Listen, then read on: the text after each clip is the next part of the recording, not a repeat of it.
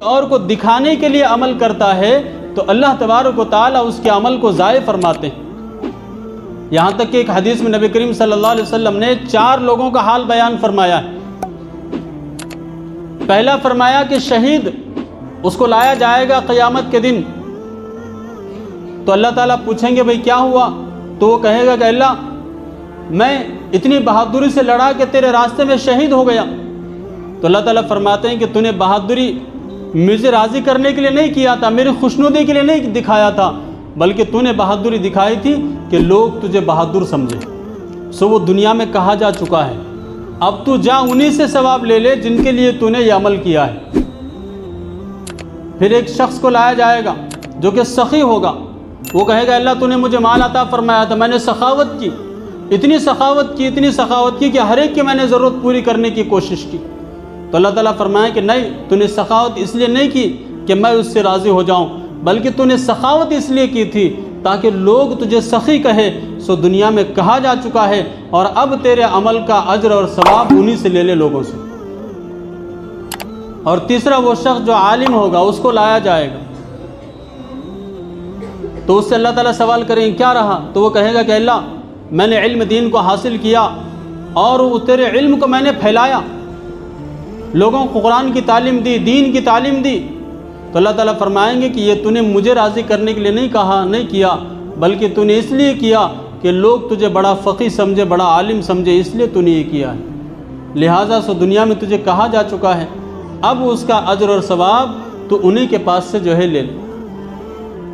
چوتھے بندے کا مجھے یاد نہیں آ رہا ہے، اس لیے میں اس کو بیان نہیں کر رہا ہوں۔ تو آج جو کچھ اعمال ہم دنیا میں رہتے ہوئے کر رہے ہیں، چاہے وہ برے ہیں چاہے وہ اچھے ہیں، ہمیں اپنے رب کو راضی کرنے کے لیے عمل کرنا چاہیے۔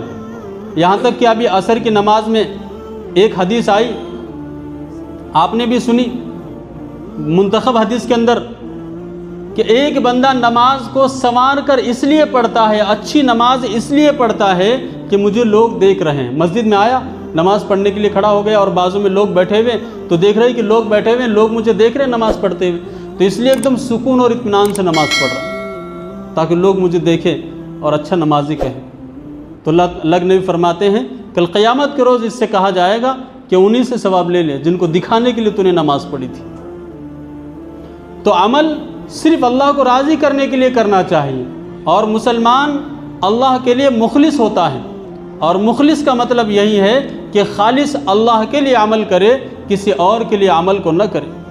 اور دیکھیے ایک حدیث میں نبی کریم صلی اللہ علیہ وسلم نے فرمایا، بحقی کی روایت ہے، کہ انسان اگر بند کمرے میں یا کسی ایسی گفا میں جا کر کے عمل کرتا ہے جہاں پہ روشنی آنے کا بھی ذریعہ نہیں ہے، بالکل اندھیرا ہے، ویسے جگہ میں عمل کر لیتا ہے، چاہے وہ نیک ہو یا برا ہو، تو وہ عمل ظاہر ہو کر کے رہے گا۔ تو پھر سوچنے کی بات ہے کہ اگر نیک عمل ہے تو اس کو ظاہر کر کے کیا فائدہ، اور برا عمل ہے تو اس کو چھپا کے کیا فائدہ؟ عمل تو ظاہر ہی ہونے والا۔